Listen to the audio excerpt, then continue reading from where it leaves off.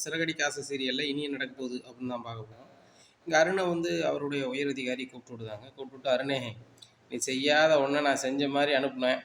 அதுக்கு யாருமே வந்து எதுவுமே சொல்லலை. குறிப்பாக அவன் சோளப்பாடி முத்து எதுவும் சொல்லலை. நான் தான் பண்ணேன், அதுக்கு வந்து நல்ல பேர் இவர் வாங்கிக்கிட்டாரு அப்படின்னு சொல்லலை. அப்படி சொல்லியிருந்தா உனக்கு ப்ரொமோஷனே வந்திருக்காது அப்படிங்கும்போது, என்ன சார் சொல்கிறீங்க அப்படிங்கிறாங்க. ஆமாம், உனக்கு ப்ரொமோஷன் வந்திருக்கு. நீ வந்து இதே ஸ்டேஷனுக்கு அதிகாரி ஆக போகிற. என்ன, அது வந்து உன்னுடைய சோளப்பாடியால் தான் வந்திருக்கு. முதல்ல சோளப்பாடி போய் நன்றி சொல்லு.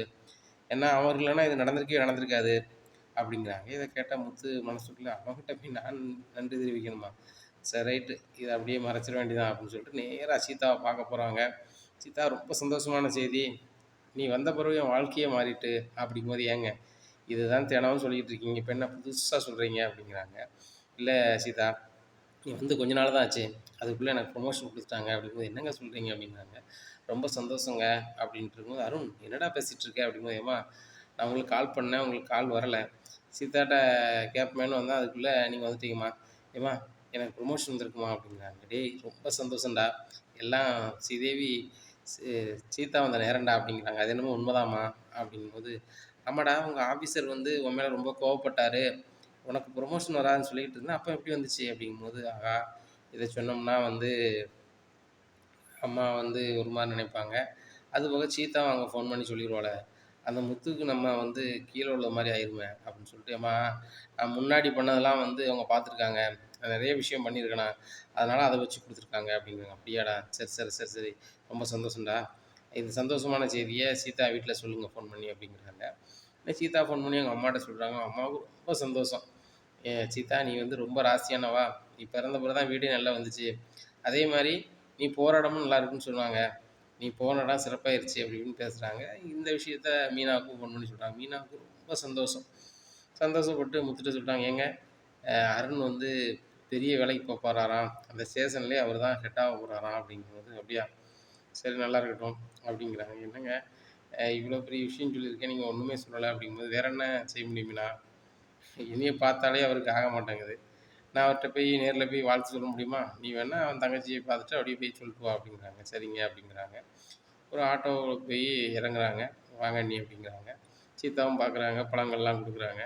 ரொம்ப சந்தோஷம் அப்படிங்கும்போது, அருணோட அம்மா கேட்குறாங்க, எங்கம்மா முத்து தம்பி வரலையா அப்படிங்கும்போது, இல்லைம்மா அவருக்கு வேலை இருக்குது அப்படிங்கிற. ஆமாம் ஆமாம், இப்போ இல்லாத வேலை இருக்குது, டிரைவர் தானே, ஏன் அவருக்கு போகாமல் வர வேண்டியது தானே, அதுக்குள்ளே காசை என்கிட்ட வாங்கிக்கிட வேண்டியது தானே அப்படிங்கும்போது, இப்படிலாம் பேசாதீங்க, உங்களுக்கு ப்ரொமோஷன் வந்ததில் அவரும் சந்தோஷப்பட்டார், நான் வந்தால் தான் அந்த அருண் வந்து ஒழுங்காக பேச மாட்டார், நீனா போயிட்டு வாமா அப்படின்னு சொன்னார், அதான் வந்திருக்கேன் அப்படிங்கும்போது, அருண் வாயை வச்சுட்டு அதில் சும்மா இருடா அப்படின்னுட்டு இருக்காங்க. இப்படி இருக்கும்போது முத்துட்ட வந்து அருணுக்கு பிடிக்காத ஒரு ஆள் வந்து பார்க்குறாரு முத்தை.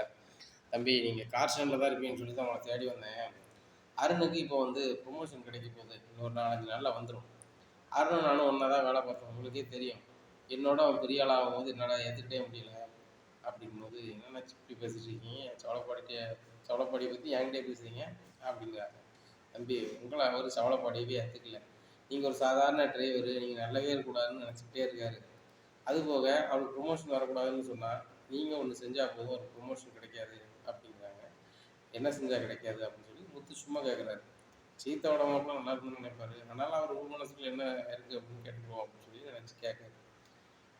இந்த மாதிரி நான் செஞ்ச வேலைக்கு இவர் நல்ல பேர் வாங்கிட்டு போயிட்டாரு, இவருக்கு ப்ரொமோஷன் கொடுக்கூடாதுன்னு சொல்லி ஒரு லெட்ரு மட்டும் கொடுத்தா போதும் தம்பி, ஆட்டோமேட்டிக்காக அருணுக்கு ப்ரொமோஷனே கிடைக்காது, அதை வந்து விசாரித்து வச்சு ரொம்ப நாள் கழிச்சு தான் கிடைக்கும், அதுக்கு அவனுக்கு வயசும் ஆயிரும் அப்படிங்கிறாங்க. இதை கேட்ட சரிங்க பார்க்கலாம் அப்படிங்கிறாங்க. என்ன தம்பி பார்க்கலாங்கிறீங்க, இது சரியான வாய்ப்பு, உங்களுக்கு எவ்வளோ பணம்னாலும் நான் தரேன், அருண் வந்து வேலைக்கு போகக்கூடாது அப்படிங்கிறாங்க. அப்படியா, இப்போ அருணுக்கு இதை பற்றி தெரியணும் அப்படின்னு சொல்லிட்டு, சரி கிளம்புங்க அப்படிங்கிறாங்க. முத்தும் அந்த அவரும் பேசுனதை செல்வம் வந்து ஒரு வீடியோவாக எடுத்து வச்சுருக்காரு. இதை அப்படியே அருணுக்கு அனுப்புகிறாங்க. அருண் அதை பார்த்துட்டு ரொம்ப ஷாக் ஆகிடுறாங்க. உடனே முத்துக்கு கால் பண்ணி, நீ என்ன பண்ண போகிற, என் வேலையை கெடுக்க போறியா அப்படிங்கும்போது, எனக்கு அப்படி ஒரு புத்திலாம் கிடையாது, நீ வேணா என்ன சாதாரணமாக ஒரு டிரைவர் அப்படின்னு நினைக்கலாம், சீத்தா நல்லா இருக்கணும், நீ நல்ல வேலையை கூட நல்ல சம்பளம் கிடைக்கும், அவனை நல்லா பார்த்துப்பேன், அதனால் எனக்கு சந்தோஷம்தான், நான் எதுவும் பண்ண போகிறதில்ல, அதுபோக நான் வந்து இந்த மாதிரிலாம் குறைஞ்சி மதிப்பிட்டாத நான் அப்படிலாம் திறந்தாலும் இறங்க மாட்டேன் அப்படிங்கிறாங்க. பேசிகிட்டே இருக்கும்போது மீனா வந்துடுறாங்க. ஏங்க என்ன யார்கிட்டங்க பேசிகிட்டு இருக்கீங்க அப்படிங்கும்போது, அருண்கிட்ட தான் அப்படிங்கிறாங்க. ஃபோனை முதல்ல நீங்கள் வைங்க அப்படின்னு சொல்லிட்டு என்னங்க நடக்குது அப்படின்னோடனே செல்வம் எல்லாத்தையும் சொல்லிடுறாரு. ஓ இந்த மாதிரி தான் அவர் ப்ரொமோஷன் போயிருக்காரா, நீங்கள் வந்து வேண்டாம்னா ப்ரொமோஷனே கிடைக்காதா அப்படிங்கும்போது மீனா கால் பண்ணி அருண்கிட்ட பேசுகிறாங்க. அருண், நீங்கள் பெரிய ஆள் அப்படி இப்படின்னு பேசுவீங்க, நீங்கள் என் தங்கச்சி மாப்பிள்ளை தான், அதுக்காக என் வீட்டுக்காரன் நீங்கள் பேச போகிறோம் நான் ஏற்றுக்கொள்ள முடியாது. எனக்கு வந்து எல்லாரோட என் வீட்டுக்காரர் தான் முக்கியம், என்னை அப்படி வச்சு பார்க்குறாரு. நீங்கள் ப்ரொமோஷன் போகிறதுக்கும் என் வீட்டுக்காரர் தான் காரணம், நீங்கள் 2 பேரும் ஒன்று சேர்ந்து நீங்கள் இருக்கீங்கன்னா அதுக்கு காரணமும் என் வீட்டுக்காரர் தான். என்றைக்குமே உங்கள் வீட்டுக்காரு எங்கள் வீட்டுக்காரர் உங்களுக்கு பக்க பலமாக தான் இருப்பாரை தவிர்த்து உங்களுக்கு எதிராக இருக்க மாட்டார். இன்னுமையாவது அவரை பார்த்தா சவளப்பாடிங்கிற மாதிரி பாருங்கள் அப்படின்னு சொல்லி போன வச்சிடுறாங்க. இங்கே முத்து தான் நம்மளை வந்து இப்படி பேசணும்னா நம்ம அண்ணி இப்படி பேசிட்டாங்கன்னு சொல்லி ரொம்ப வருத்தமாக இருக்காங்க. யாருங்க பேசுனா அப்படிங்கும்போது ஒன்றுமில்ல அப்படின்னு சொல்லி சமாளிக்கிறாங்க. அப்போ சீதாவுக்கு எந்த விஷயத்தையுமே முத்துவும் மீனாவும் சொல்லவே இல்லை. சரி நான் என் வீட்டுக்காரால் தான் ப்ரொமோஷன் போனார் உன் வீட்டுக்காரன்னு மீனா சொல்லலை, என்னால் தான் உன் வீட்டுக்காரர் வேலைக்கு போனாலும் முத்துன்னு சொல்லலை. மீனா அதை விடு, அவன் தான் புரிஞ்சுக்கிடாமல் பண்ணுறான்னா நம்ம அதுக்கு எத்தனை பண்ண முடியுமா, சீதாவை கட்டியிருக்கும் போது நம்ம வந்து மன்னிச்சு தான் விட்டாகணும் விடு அப்படின்ட்டு இருக்காங்க. உங்கள் மனசு யாருக்கும் வராதுங்க அப்படின்ட்டு போய் விவரத்துக்கு போகிறாங்க. இங்கே ரோகிணிக்கு வந்து ரொம்ப நெருக்கடி ஆகுது. தினேஷ் கால் பண்ணிகிட்டே இருக்காரு, நீ பணம் எப்போ தருவேன் எப்போ தருவேன் சொல்லு அப்படிங்கும்போது, நான் உன்னை சிட்டிட்டு சொல்லி என்ன செய்கிறேன் பாரு அப்படிங்கிறாங்க. இங்கே பாரு, நான் இதை சொல்லக்கூடாது வைக்கக்கூடாதுன்னு நினச்சேன், சிட்டிலாம் எனக்கு ஒரு ஆளே கிடையாது, அதுபோக சிட்டி என்ன பண்ணாலும் நான் பார்த்துக்கிறேன், எனக்கு ஒழுங்கு மரியாதையாக பணம் வரணும், இல்லையா நான் முத்துட்டு போய் சொல்லிடுவேன். ஏற்கனவே அந்த அருணுக்கும் அவனுக்கும் ஏகப்பட்ட ஒரி, இதை நான் பார்த்துட்டு தான் இருக்கேன் கண் கூட, சரியா அப்படிங்கும்போது தயவுசெய்து வந்து அந்த முத்துட்ட சொல்லிடாத, முத்து இருக்க கோவத்தில் என்ன அந்த வீட்டிலே இருக்க மாட்டா, என் வாழ்க்கையே போய்டும் ப்ளீஸ் அப்படிங்கிறாங்க. சரி எனக்கு எப்போ தான் பணம் தருவ அப்படிங்கும்போது, இங்கே பாரு, நான் ஒரு வீட்டில் வந்து ஒரு வசதியான வீட்டுக்கு போகிறேன் வரேன், பார்லர் எல்லாம் பார்க்குறேன்னு ரொம்ப நம்புகிறாங்க. அவங்க வீட்டில் நிறைய காசு நிறைய பணம் இருக்குது, அதை நான் வந்து உனக்கு வந்து எந்த இடத்துக்கு வரணும் ஏதுக்கு வரணும்னு சொல்கிறேன், நீ அந்த இடத்துக்கு வந்து அந்த பணத்தையும் நகையும் எடுத்துக்க, ஆனால் எனக்கு அதுக்கும் சம்மந்தம் இல்லாத மாதிரி காட்டணும், பிறகு எங்கள் வீட்டில் அன்றைக்கி மாட்டின மாதிரி மாற்றிடாத அப்படிங்கும்போது, இதெல்லாம் எனக்கு வேலைக்கு ஆகாது, உனக்கு தான் அந்த சிட்டி ஃப்ரெண்டுங்கிய சிட்டியை வர சொல்லி இந்த பணத்தை ஆட்டையை போட்டு என்கிட்ட கொடுக்குறேன் அப்படிங்கிறாங்க.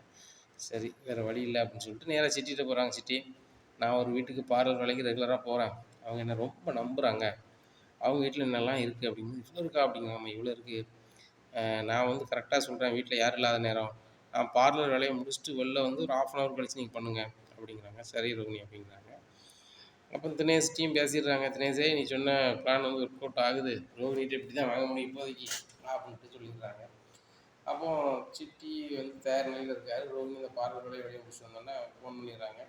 1/2 மணி நேரத்தில் அந்த வீட்டுக்குள்ளே ஒரே ஒரு ஆள் தான் இருக்குது, அந்த ஆளுக்கு சரியாக வந்து கண்ணு கொடுக்கக்கூடாது.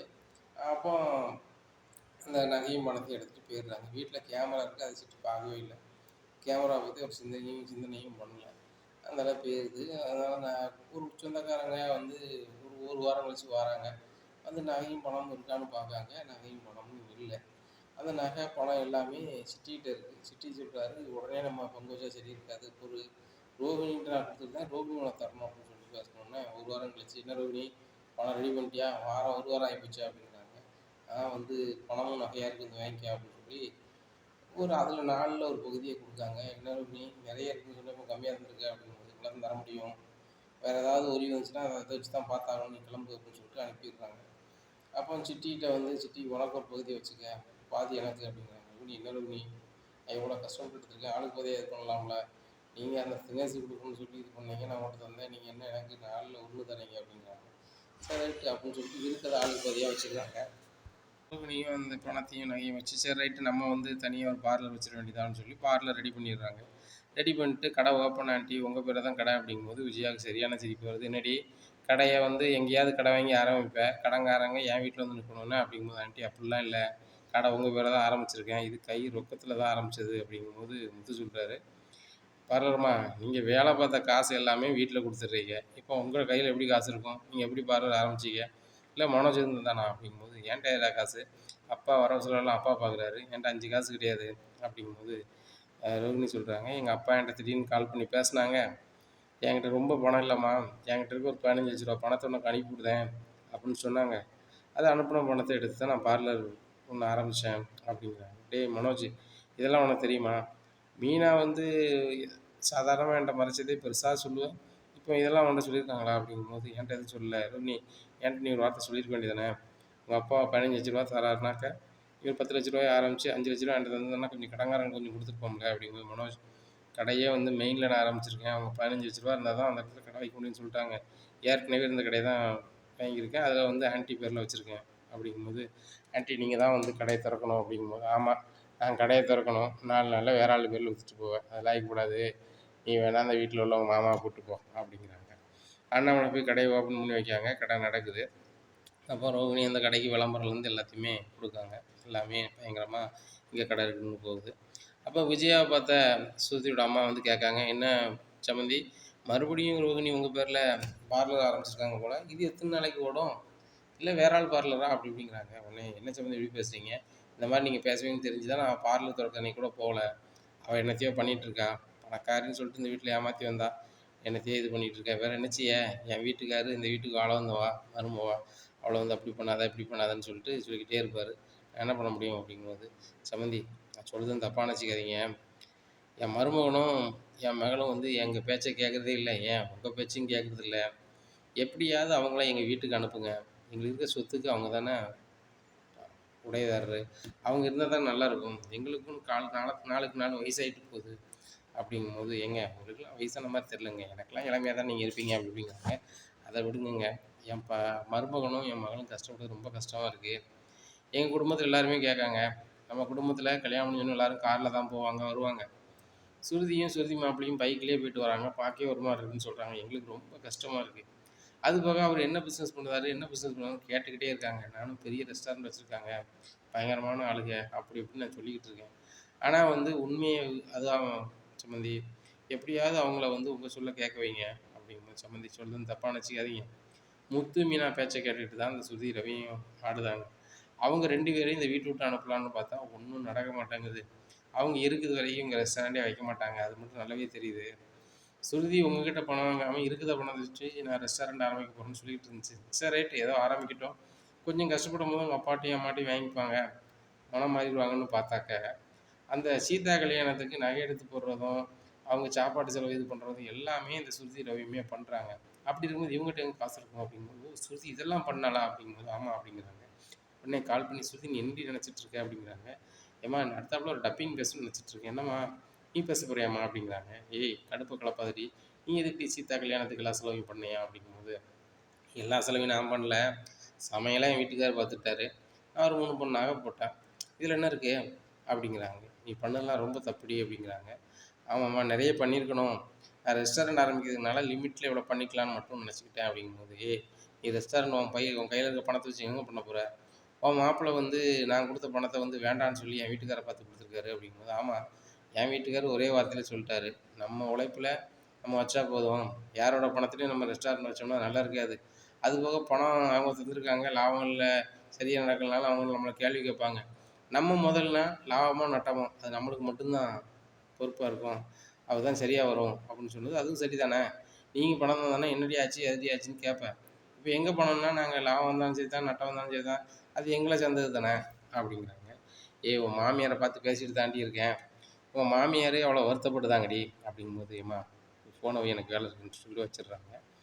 அப்போ ரவிகிட்ட ஃபோன் பண்ணி சொல்லுவாங்க, உங்கள் அம்மா வந்து என்னை பற்றி இல்லாத பொருளாதெல்லாம் எங்கள் அம்மாட்ட சொல்லிட்டு இருக்காங்க. ஏற்கனவே எங்கள் அம்மா வந்து கரகம் வச்சு தான் ஆடிட்டு இருப்பாங்க, கூட கொஞ்சம் அவங்க அம்மா நடன கலையும் சொல்லி கொடுக்காங்க அப்படிங்கும்போது, ரவி கால் பண்ணி விஜய்கிட்ட, என்னம்மா நீங்கள் சுருதியோட அம்மாட்ட என்ன பேசுனீங்க அப்படிங்கும்போது, நான் எல்லாம் நல்லது தாண்டா பேசினேன், உங்களுக்கு தான் புரிய மாட்டேங்குது, அந்த முத்து மீனா பேச்சை கேட்டுட்டு நீங்கள் வந்து வாழ்க்கையில் முன்னேறி அமையிருக்கீங்க அப்படிங்கும்போது, நல்லதாம்மா இருக்கும், எங்களுக்கு பல வகையில் அந்த முத்தும் மீனா அண்ணியும் உதவி பண்ணுதாங்க. அப்படி என்னடா பண்ணுதாங்க அப்படி, வீட்டில் வந்து ஒன்றுமில்லாத சாப்பாடை தராங்க, வேறு என்ன செய்தாங்க, ஒன்றும் கிடையாது, உங்கள் மாமியார் சொல்ல கேட்டு நல்ல மாதிரி இருக்க பாருடா, நீ எதுக்குடா அந்த மீத்துட்ட போய் 15,000 சம்பளத்துக்கு வேலை பார்க்கணும், இல்லைம்மா அதில் கிடைக்கிற லாபத்தில் 4 ஒரு பகுதி எனக்கு தராங்க அப்படிங்கும்போது, அதுலேயும் என்னடா பெருசாக வந்துடும், மொத்த லாபம் நீ எடுக்கலாம்னு பார்த்தா நான் வந்து அதுக்கு ஒரு வழி சொன்னால் நீ வந்து தேவையில்லாமல் பண்ணுறீ அப்படிங்கும்போது, இல்லைம்மா நான் வந்து என்னைக்கு உழைச்சி முன்னேறுதோ அன்னைக்கு பார்த்துக்கிறேன் அப்படின்னு சொல்லி போன வச்சிடுறாங்க.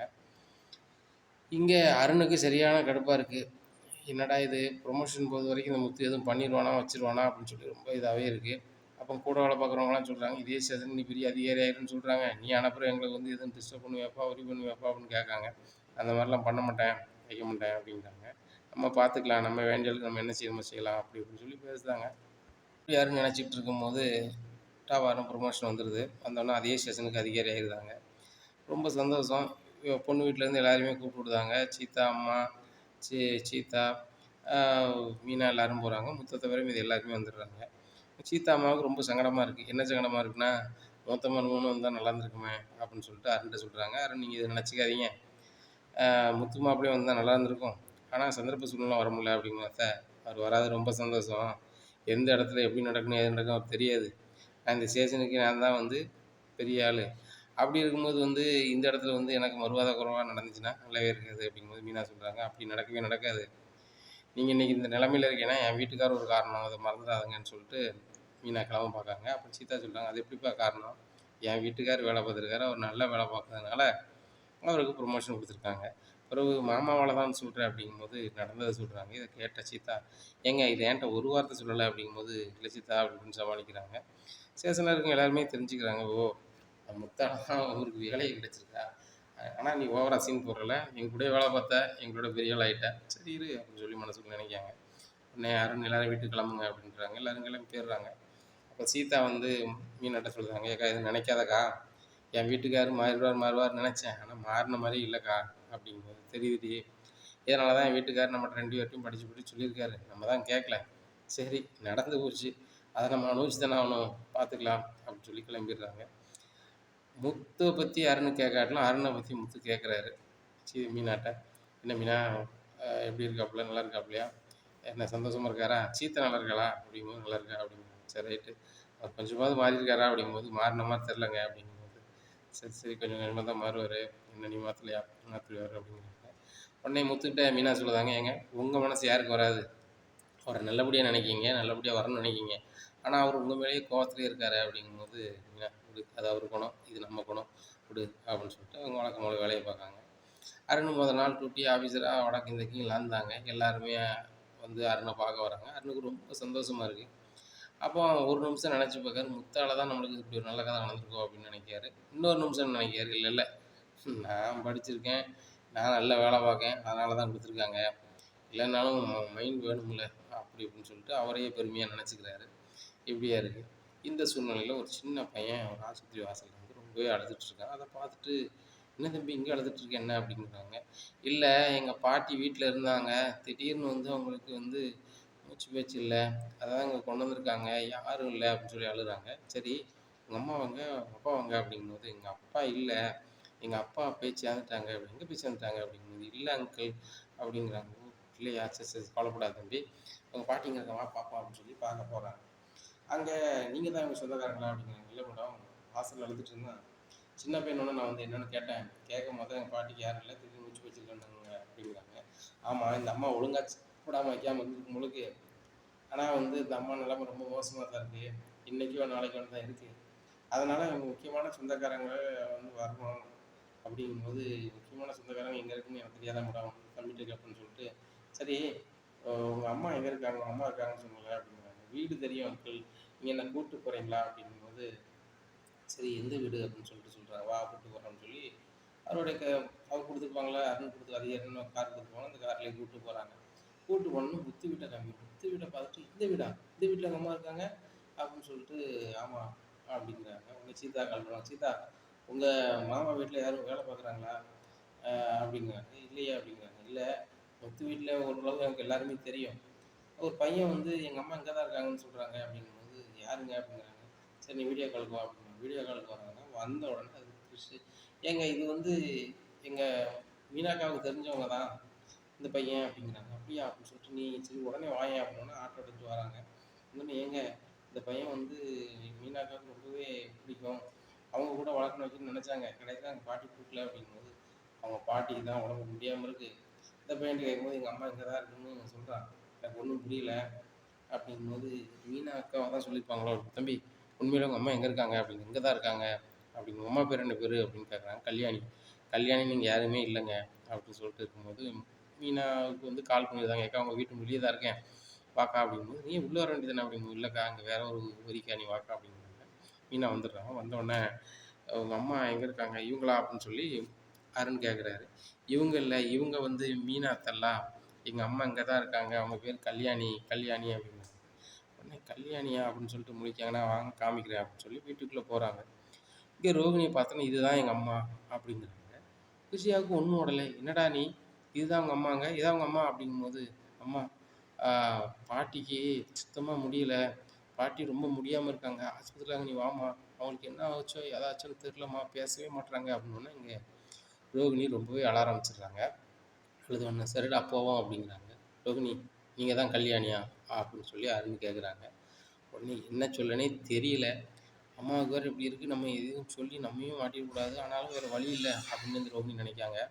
ரொம்பவே அழ ஆரம்பிச்சிடுறாங்க. அழ ஆரம்பிச்சோன்னே ரோகிணியால் சமாளிக்க முடியல. ஏம்மா அவன் பாட்டிக்கு முடியலை, உண்மையிலே நீ யாரும்மா அப்படிங்கும்போது, என்னை மன்னிச்சிருங்க, நான் தான் கல்யாணி அப்படின்னோடனே விஜயா நீ கல்யாணியா, அப்போ நீ ரோகிணி இல்லையா அப்படின்னு சொல்லிட்டு மனோஜ் கால் பண்ணி மனோஜ் உடனே வாடா அப்படிங்கிறாங்க. வீட்டுக்கு வந்துடுறாங்க மனோஜ். வந்துட்டு என்ன ரோகிணி நடக்கு, அப்போ இந்த பையன் யார் அப்படிங்கும்போது, மனோஜ் என்னை மன்னிச்சிருங்க, இது என்னோட பையன்தான் அப்படின்னு. என்னது உன்னோட பையனா அப்படிங்கிறாங்க. ஆமாம் அப்படிங்கிறாங்க. முத்து வந்துடுறாங்க, அண்ணாமலை எல்லாருமே வந்துடுறாங்க. எல்லாருக்குமே பயங்கர ஷாக்கு. அப்போ முத்தை பார்த்துட்டு கேட்குறாங்க, பெரிய ஆள் மாதிரி பேசுவேன், பெருசு பெருசாக கண்டுபிடிப்பேன் அப்படிம்பேன், உன் வீட்டில் இவ்வளோ நடந்திருக்கு, உனக்கு இதை கண்டுபிடிக்க தெரியலையா அப்படிங்கிறாங்க. உடனே முத்துக்கு ஒன்றும் ஓடலை. ரோகிணி உண்மையிலே கிறிஷோட அம்மா தானா அப்படிங்கும்போது ஆமாம் அப்படிங்கிறாங்க. டேய் கிறிஷ், ஏன்டா இதை நீ முன்னாடியே சொல்லலை, இதை நீ என்கிட்ட சொல்லியிருக்கலாம்ல அப்படின்னு சொல்லி முத்து கேட்குறாங்க. கிறிஷ்கிட்ட இல்லை எங்கள் அம்மா தான் சொன்னாங்க, இதை நான் அவங்ககிட்ட சொன்னோம்னா கண்டிப்பாக நான் பேச மாட்டேன்னு சொன்னாங்க, நான் தான் பயந்து போய் பேசலை அப்படிங்கிறாங்க. இதை கேட்ட முத்து, சின்ன பையன்கிட்டயுமே அப்படி சொல்லி வைப்பீங்க அப்படின்னு சொல்லிட்டு, முதல்ல வாங்க எப்பா, முதல்ல என்னதுனாலும் இருக்கட்டும், முதல்ல அந்த அம்மா என்னன்னு பார்ப்போம் அப்படின்னு சொல்லி எல்லாருமே காரில் போகிறாங்க. விஜயா சரியான கடுப்பில் இருக்காங்க. அண்ணாமலை சொல்லியிருந்தாங்க, ஆஸ்பத்திரி வச்சு எதுவும் பேசாத விஜயா, எதனாலும் வீட்லேயே பேசிக்கலாம் அப்படிங்கிறாங்க. சரிங்க அப்படின்னு சொல்லாமல் அமைதியாக இருக்காங்க. ஹாஸ்பிட்டல்லாம் பார்த்துட்டு, இந்த அம்மா சாப்பிடாம தான் இப்படி இருந்திருக்கு, என்ன அம்மாவுக்கு ஒன்றும் கிடையாது, நீங்கள் வந்து 2 நாள் வச்சுட்டு கூப்பிட்டு போகலாம் அப்படின்னு சொல்லி ரோகிணிகிட்டே சொல்லிடுறாங்க. சரி சரிங்க அப்படிங்கிறாங்க. ரோகிணி உங்கள் அம்மாவுக்கு சரியாயிடுச்சு, இனிமேல் என் வீட்டுக்கு வரக்கூடாது அப்படிங்கிறாங்க. ஆன்ட்டி ஆன்ட்டின்னு என்னை கூப்பிட்றாத, ஒழுங்கு மரியாதையாக போயிரு அப்படின்னு சொல்லிட்டு வீட்டிலேருந்து எல்லாருமே அங்கே போயிடுறாங்க. இங்கே ரோகிணி வந்து ரொம்பவே அவங்க அம்மாவை சத்தம் போடுறாங்க. அப்போ டாக்டர் சொல்கிறாங்க, என்னம்மா நினச்சிட்ருக்க, அவங்களுக்கே உடம்புக்கு முடியல, அவங்களுக்கு ஆறுதலாக நீ இருப்பேன்னு பார்த்தா அவங்கள வந்து நீ சத்தம் போட்டுட்ருக்க அப்படிங்கிறாங்க. இல்லை எங்கள் அம்மா தான் யாரும் இல்லாமல் இருக்காங்க, தனியாக இருக்காங்கன்னா என்னையும் தனியாக இருக்கிற அளவுக்கு பண்ணிட்டாங்க. டேய் கிறிஷ் நீ எதுக்குடா வீட்டுக்கு வந்த அப்படிங்கும்போது, எனக்கு என்ன செய்யனே தெரிலம்மா, பாட்டியும் பேசலை, இவங்க வீட்டிலேருந்து யாரையாவது கூட்டி வா கூட்டி வாங்கும்போது நான் என்னம்மா செய்வேன், எங்களுக்கு நீ மட்டும்தானம்மா இருக்க, அதான் கூப்பிட வந்தேன் அப்படிங்கிறாங்க. இங்கே ரோகிணிக்கு அம்மாவை நினச்சி அழுகிறதா, கிருஷ்ணத்தை அழுகிறதா, வாழ்க்கை போச்சு என்ன பண்ணுறது அப்படின்னு சொல்லி இது பண்ணாமல், அவங்க வந்து அவங்க வாழ்க்கையை மட்டும் தானே பார்ப்பாங்க, அவங்க சுயநலத்தில் உள்ள ஆள் தானே. அவங்க நேராக மறுபடி மனோஜுக்கு கால் பண்ணுறாங்க. மனோஜ் ஃபோனே எடுக்கலை. அப்போ மனோஜுக்கு எஸ்எம்எஸ் அனுப்புகிறாங்க. மனோஜ் நான் உன்னை வேணும்னு சொல்லி தான் இவ்வளோ மறைச்சிட்டு வந்தேன், நீ எனக்கு வேணும் மனோஜ், உங்கள் அம்மா பேச்சை கேட்டுக்கிட்டு நீங்கள் வேறு கல்யாணம் முடிச்சிங்க, வேறு கதை பண்ணணும்னு நினச்சிங்கன்னா நல்லாவே இருக்காது அப்படின்னு சொல்லி எஸ்எம்எஸ் அனுப்புகிறாங்க. இதை விஜயாட்ட காமிக்கிறாங்க. விஜயாவுக்கு சரியான கோபம் ஆயிடுது. அங்கேருந்து கால் பண்ணுறாங்க. ரோகிணி இப்போ பாரு, நீ சொல்கிறத நான் செய்ய போகிறேன், ராஜேஸ்வரிகிட்ட நான் பேசிட்டேன், என்ன ராஜேஸ்வரி மோவா வந்து ஒரு இடத்துல வந்து கல்யாணம் முடித்து தீர்ந்து வந்திருக்கா, அந்த பிள்ளைக்கும் மனோஜுக்கும் கல்யாணம் ஆக போகுது, ராஜேஸ்வரி பெரிய கோடீஸ்வரி இந்த சிட்டியிலே, அவளை தான் கட்டி கொடுக்க போகிறேன், உன்னால் ஆனதை பாரு அப்படிங்கிறாங்க. இங்கே பாருங்கள் ஆண்டி, மனோஜை கல்யாணம் முடிக்கணும்னு சொல்லிட்டு நான் எல்லாத்தையும் என்னது மறைச்சிக்கிட்டு உங்கள் வீட்டில் வந்து ஒன்றுமே நடக்காத மாதிரி இருந்தேன், மனோஜ் வேணுங்கிறதுக்கு தான் இவ்வளவும், மனோஜுக்கு நீங்கள் வேறு இடத்துல கல்யாணம் பண்ணி வச்சிங்கன்னா நடக்கதே வேறு அப்படின்னு சொல்லி இது பண்ணுறாங்க. இங்கே விஜய் என்னடா அவன் இப்படி பேசுகிறா அப்படின்னு சொல்லி முழுகிக்கிறாங்க. இந்த மாதிரி அப்படின்னு சொன்னால் அப்படி பார்த்துக்கலாண்டா விட்றா, அவள் ஏதோ வந்து சும்மா டக்கால்ட்டி பண்ணிகிட்டு இருக்கா அப்படிங்கிறாங்க. இங்கே கிறிஷோட பாட்டியை சரியாயிருது, வீட்டுக்கு கூட்டி போயிருந்தாங்க. கிறிஸ் பாட்டி சொல்லுதாங்க, என்னடி என்னால் இப்படி ஆயிடுச்சா உனக்கு அப்படிங்கும்போது, எல்லாம் உன்னாலதாம்மா, வாழ்க்கையும் நீ தான் வம்பாக்குன, 2வது வாழ்க்கை நீ தாம்மா வம்பாக்கியிருக்க அப்படிங்கும்போது, நான் என்னடி பண்ணேன், எனக்கு உடம்புக்கு முடியலன்னு ஆஸ்பத்திரிக்கு வந்திருக்கேன் அப்படிங்கும்போது, ஆமாம் ஆமாம் நீ ஒழுங்காக சாப்பிட்டு எனக்கு என்ன பிரச்சனை, இப்போ பாரு இப்போ உன் வீட்லேயே இருக்க வேண்டியதாக போச்சு அப்படிங்கும்போது, சரி விடி விடு, வித்யா வச்சு மீனாட்ட பேசு அப்படிங்கும்போது, வித்யா என்கிட்ட பேச மாட்டா அப்படிங்கும்போது, ஏன் வித்யா நீ ரொம்ப நாள் ஃப்ரெண்டு தானே, ஏன் பேச மாட்டா அப்படிங்கிறாங்க. அவள் வந்து இப்போ புதுசாக வந்து ஒரு பணக்காரனை லவ் பண்ணுதா, பணக்காரனா, ஆமாம் அவன் நல்லா வேலை பார்க்குறான், சம்பாதிக்கிறான், சொந்த வீடு வாங்கினு அலைகிறான், அதனால் என்ன பெருசாக தெரியல அப்படிங்கும்போது வித்யாவுக்கு கால் பண்ணுறாங்க. சொல்லுங்கம்மா அப்படிங்கிறாங்க. நீனும் ஒரு கல்யாணியும் பேச மாட்டேலாமா அப்படிங்கிறாங்க. அது இல்லைம்மா அப்படிங்கிறாங்க. எல்லாத்தையுமே சொன்னா உடனே வீட்டுக்கு வாம்மா அப்படிங்கிறாங்க. வந்துடுறாங்க. வந்தோடனே இங்கே பாரு வித்யா, உனக்கு ரோகிணி அக்கா மாதிரி, ஒரு வயசு தான் அவங்க 2 பேரும் முன்ன பின்ன, ரொம்ப ஃப்ரெண்டும் கூட, அவள் வாழ்க்கை இப்படி ஆயிடுச்சு, நான் போய் அந்த முத்துக்குட்டி மீனாகிட்ட எனக்கு பேச ரொம்ப சங்கடமாக இருக்குது. நான் முதல்லயே உள்ளதை சொல்லியிருக்கணும். ஆனால் என்னால் சொல்ல முடியல. இன்னும் வந்து நான் இப்படி இருக்கிறது சரி வராது. நீ தான் அந்த முத்து மீனாட்ட பேசி புரிய வச்சு அந்த வீட்டில் சேர்த்து வைக்கணும் அப்படிங்கிறாங்க. உடனே நான் முயற்சி பண்ணுறேங்க அப்படின்னு சொல்லிட்டு நேராக முத்து மீனாக ஃபோன் பண்ணி வித்யா வீட்டுக்கு வர சொல்லுதாங்க. வித்யா வீட்டில் அவங்க அம்மா சொன்னதை சொல்லுதாங்க. முத்துக்கு சரியான கோவம் வருது.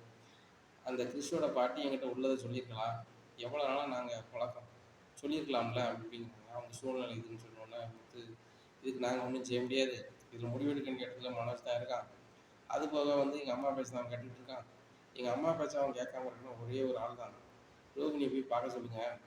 கிராமத்துல எங்கள் பாட்டி இருக்காங்க. அவங்கள கூப்பிட்டு வர சொல்லுங்கள். அதான் சரியாக இருக்கும். இப்போ நான் ரோகிணி விஷயத்துல நீங்கள் பேசுங்க பாட்டின்னு சொன்னால் என் ரோகிணி என்கிட்ட சொல்ல மாட்டாளா? இவ்வளோ நடந்திருக்கலான்னு என் பாட்டி கேட்பாங்க. அதனால் ஒன்று செய்யுங்க. கிராமத்தில் போய் எங்கள் பாட்டிகிட்ட சொல்லுங்கள். எங்கள் பாட்டி நாசுக்காக பேசி எங்கள் அம்மாவை புரிய வைப்பாங்க. மனோஜுக்கு புரிய வைப்பாங்க. எங்கள் அம்மா ரொம்ப அவசரமாக இருக்காங்க. அவங்க ஃப்ரெண்டு மூலம் தான் இந்த வீட்டுக்கு மருமகளை கொண்டு வரணும் அப்படி இப்படின்னு சொல்லிட்டு. அப்படி அவங்க பண்ணுற மாதிரி இருந்துச்சுன்னா ரொம்ப ஒரு மாதிரி ஆகும். ஏற்கனவே மனோஜ் வந்து கஷ்டப்படுறதுக்கு நான் ரொம்ப சந்தோஷப்படுறேன் அப்படின்ற மாதிரி எங்கள் அம்மா பேசுகிறாங்க. நான் ஏதாவது பண்ண போனால் மனோஜில் நல்ல இடத்துல இருந்து ஒரு பொண்ணு வருது, அதை வந்து கெடுக்கிறதுக்கு இந்த முத்துவும் மீனாவும் பண்ணுறாங்கன்னு எங்கள் அம்மா சொன்னாலும் சொல்லுவாங்க. சரிதானே அப்படிங்கிறாங்க.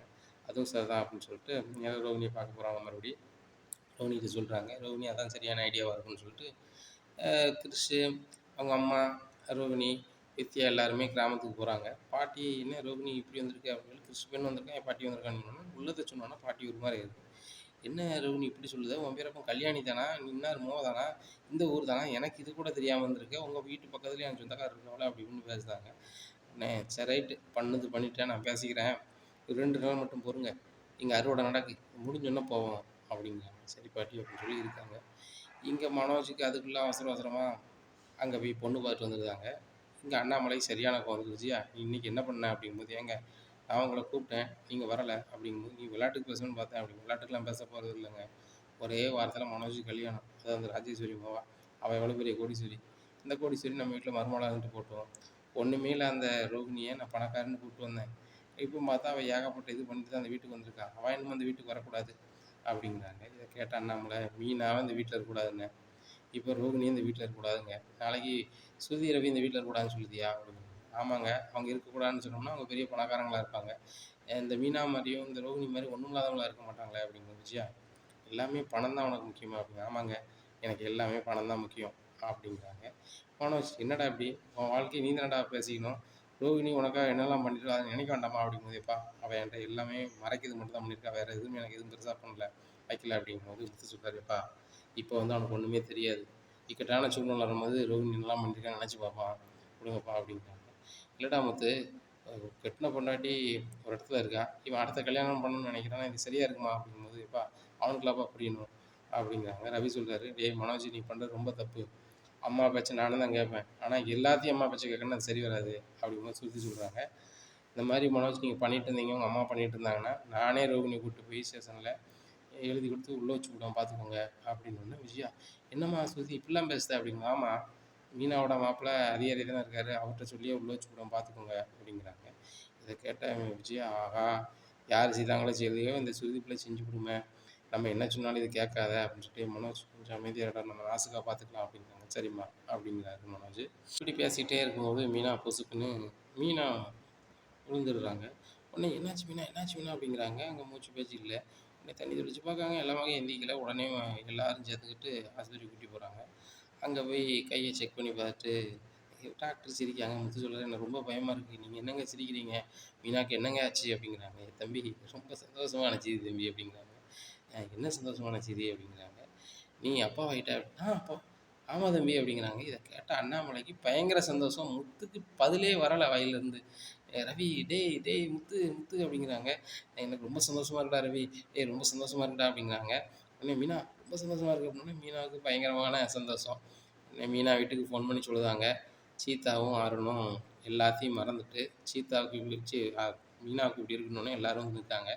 உடனே அருண்கிட்ட, ரொம்ப நன்றி, இந்த மாதிரி நிமிஷத்துலையாவது நீங்கள் வந்திருக்கீங்களே அப்படிங்கும்போது, உங்களுக்காக வரல, மீனா அன்னிக்காக தான் வந்தேன், உங்கள் மேலேயே எனக்கு 1000 கோவம் இருக்கும், அதுக்காக எங்கள் அன்னிக்கு இப்படி ஒரு நல்ல விஷயம் நடக்கும்போது நானும் என் வீட்டுக்காரர் நிற்கணும்னு என் வீட்டுக்காரர் சொன்னான், அதுதான் வந்திருக்கோம் அப்படிங்கிறாங்க. முத்து நினைக்காரு, சரி இந்த மனப்பான்மையாவது உனக்கு இருக்குல்ல அப்படின்னு சொல்லிட்டு. இங்கே விஜயா தன்னை அறியாமல் அழுதுடுறாங்க. உடனே என்ன விஜயா அப்படின்னு சொல்லி அண்ணாமலை கேட்குறாங்க. ஏங்க நம்மளும் தாத்தா பாட்டி ஆயிட்டோம்ல அப்படின்னு சொல்கிறாங்க. இதை கேட்ட அண்ணாமலைக்கு பயங்கர சந்தோஷம். நம்ம விஜயாவா மாறிட்டா அப்படின்னு சொல்லி விஜயா நீ தானா அப்படிங்கிறாங்க. ஆமாங்க. முத்து மேலே எனக்கு 1000 கோவம் இருந்தாலும் அவன் புள்ள மேலே எனக்கு வருமா அப்படிங்கிறாங்க. இதை கேட்ட அண்ணாமலைக்கு ரொம்ப சந்தோஷமா இருக்குது. என்ன நடக்கும் அப்படிங்கிறத பொறுத்து வந்து பார்க்கலாம். நம்ம சேனலை நீங்கள் மறக்காமல் லைக் அண்ட் சப்ஸ்கிரைப் பண்ணுங்கள். நன்றி, வணக்கம்.